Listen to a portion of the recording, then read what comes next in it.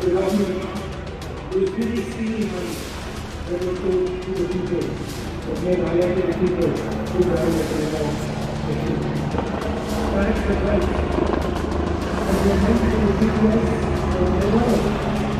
They found in Assam.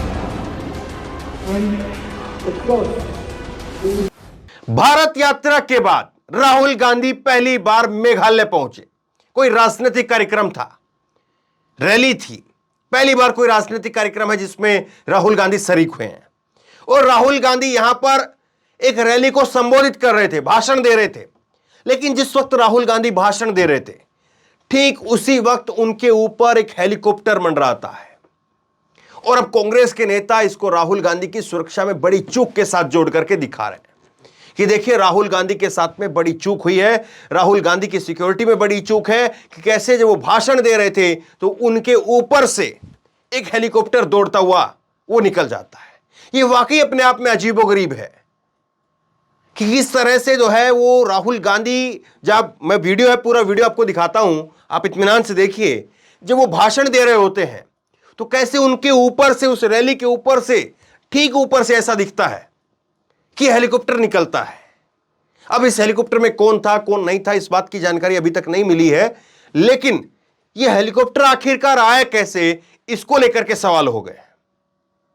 आप एक बार जरा पूरी वीडियो देखिए और उसके बाद में मैं आपको दिखाता हूं कि कैसे अब कांग्रेस इस पर सवाल उठा रही है और राहुल गांधी ने मेघालय से कैसे दिल्ली और अडानी दोनों पर वहां से भी निशाना साधा है। एक एक करके मैं आपको वो भी दिखाऊंगा, लेकिन पहले आप देखिए हेलीकॉप्टर कैसे घुसा। belonging to the really stealing money that was told to the people of Meghalaya to the people who died at the result of the When there was a rice camp where there was not bags of rice that were meant to the people of Meghalaya were found in Assam. And of course,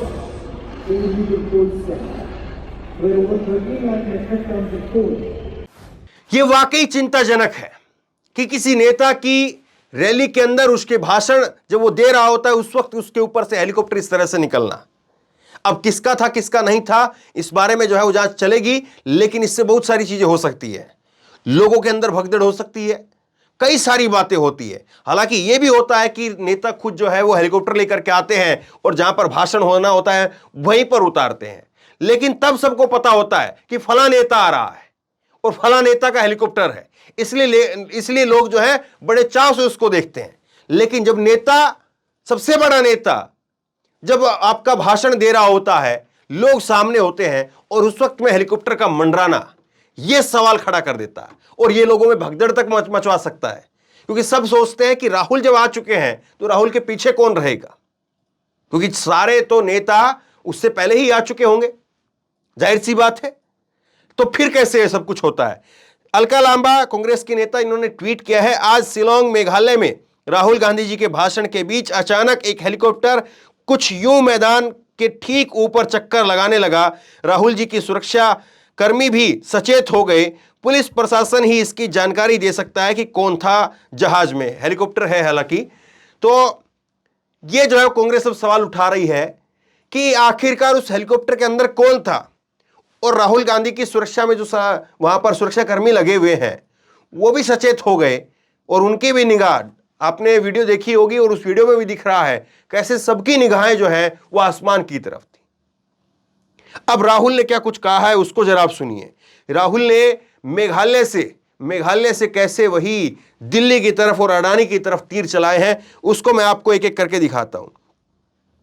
Rahul ने जो है वो 3-4 चीजें कही हैं और उन्होंने कहा है कि मैंने संसद में भाषण दिया था, क्योंकि यही जो है वो राहुल गांधी की भारत यात्रा के बाद में सबसे पहले वो संसद में उनका भाषण रहा, पब्लिकली जो उनका पहला इवेंट है, ये पहली रैली है उनकी। मैंने संसद में भाषण दिया था और पीएम से कुछ सवाल पूछे थे।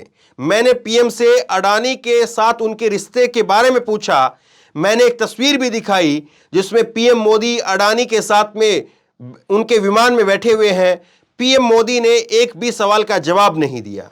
इसके बाद में आगे वो कहते हैं कि उन्होंने मुझसे एक प्रश्न पूछा, मोदी ने मेरा सवाल का जवाब नहीं दिया, लेकिन उन्होंने मुझसे एक प्रश्न पूछा और कहा कि मेरा नाम गांधी क्यों है, नेहरू क्यों नहीं। उन्होंने पूरी चर्चा को ही टाल दिया। आपने देखा कि पीएम जब मोदी भाषण देते हैं तो पूरे टीवी पर छा जाते हैं, लेकिन मेरा भाषण, अगला ट्वीट आप देखिए, मेरा भाषण कहीं नजर नहीं आया। और इसका कारण यह था कि देश की मीडिया को 2-3 उद्योगपति द्वारा नियंत्रित किया जा रहा है, जिनके संबंध पीएम मोदी से है। तो राहुल गांधी जो है इस बात को यहां पर कह रहे थे।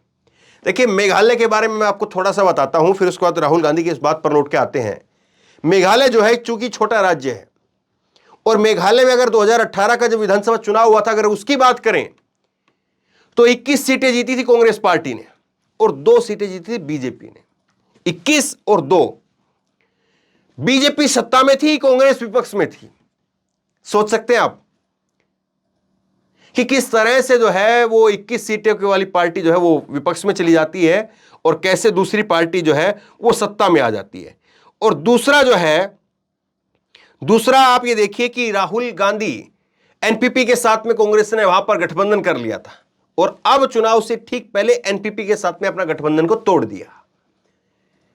तो अब राहुल गांधी और कांग्रेस पार्टी जो है वो इस उम्मीद से मेघालय को देख रही है कि जो 2018 में हमारे हाथ से आते आते चला गया था, कम से कम इस बार चूंकि भारत यात्रा का जो है राहुल गांधी अभी भी दाढ़ी में नजर आए। हालांकि उन्होंने दाढ़ी के बारे में कहा कि मैं सोच रहा हूं कि मैं इसको आगे रखूं या नहीं रखूं। दाढ़ी के बारे में वो उन्होंने ये बात कही।